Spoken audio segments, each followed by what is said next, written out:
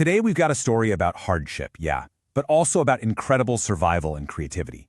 It's about a journey across the Black Waters by people called the Girmitiya Mazdoor.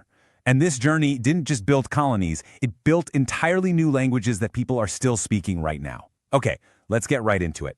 Wow, that really puts you right there, doesn't it? Right on the deck of that ship, at the very heart of the story. And believe it or not, this entire journey, it all kicked off with a simple and profoundly misleading piece of paper.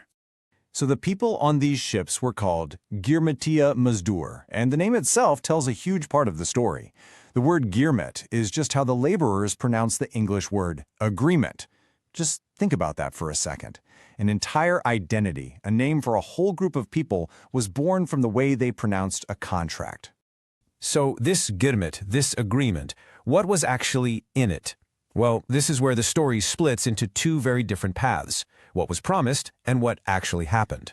You have to imagine, for people in places like Awad and Bhojpur, life was really tough. They were trying to escape crippling poverty, even famine. So when recruiters showed up with this offer, it sounded like a dream come true. They were promised fair wages and, the most important part, a paid ticket back home after 5 years. But here's the heartbreaking reality. For the vast majority of them, that return ticket, it was a fantasy. It never came. That Girmit was, for all intents and purposes, a one-way ticket across the Kalapani, or the Black Waters, cutting them off from their homes forever. And just look at this timeline. This wasn't some brief passing moment. We're talking about a system that ran for nearly 80 years. From the first ships hitting the Caribbean in 1838 all the way until it was finally abolished in 1917.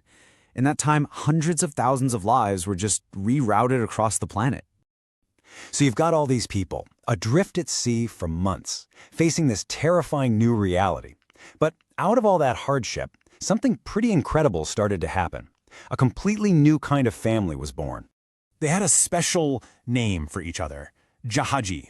The word comes from Jahaz, which is the Hindi Urdu word for ship.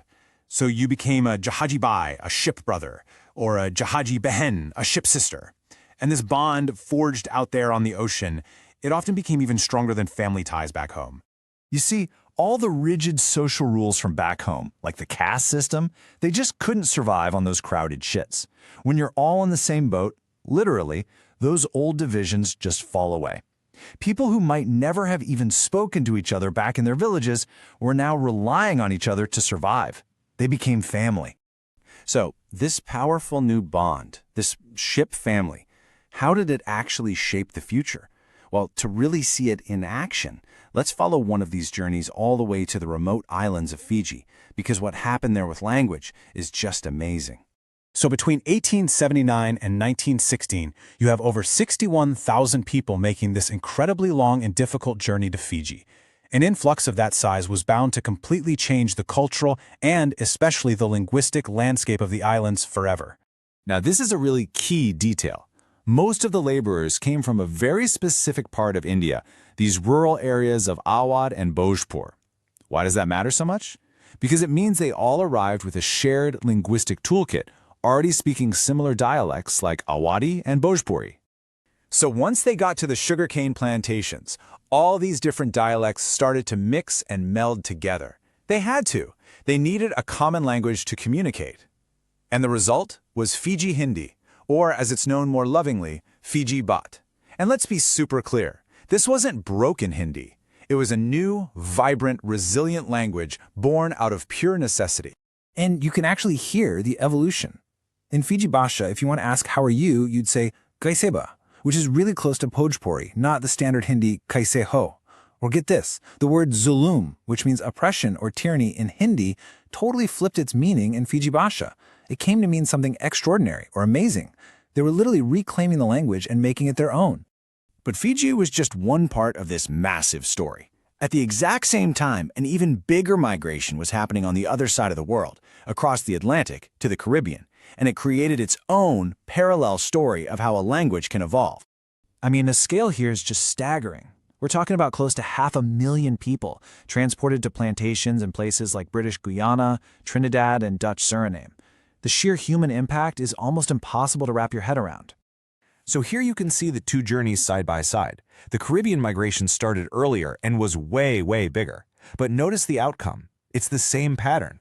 both journeys ended up creating brand new, unique languages. In the Pacific, you got Fiji Bot, and in the Atlantic, you got languages like Caribbean Hindustani and Suriname. Let's zoom in on Suriname for a second, because it has its own really interesting twist. Since it was a Dutch colony, not British, the language that grew there, Suriname, is totally unique. It started with that same Awadi Bhojpuri base, but then it got mixed with words and grammar from Dutch and the local Creole language, Saran and Tongo. A perfect example is the word for meat. In standard Hindi, you'd say mujhe, but in Suriname, you say humke, which is a direct linguistic link, a throwback to the original Bhojpuri dialect the Girmitiya spoke. It's like a living piece of history right there in one little word. And this is the most important part.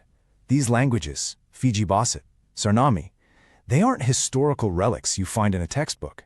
They are vibrant, living legacies spoken by millions of people today, a direct connection to that incredible journey.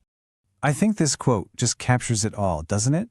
The journey, the hardship on the plantations. Sure, it could change the way words were said, but it could never, ever destroy the cultural soul that was embedded deep inside the language. So what are the big takeaways here? Well, remember that the Girmit was a broken promise, but the Jahaji bond it created was absolutely unbreakable. And maybe most importantly, language wasn't lost on this journey. It wasn't a casualty. It was the ultimate tool for survival and identity, and it evolved into the amazing living legacies we see today. It kind of leaves us with one last big thought. Every single word we speak is connected to a history, to a journey, to a story of survival. It really makes you wonder, doesn't it? What forgotten stories does your own language carry?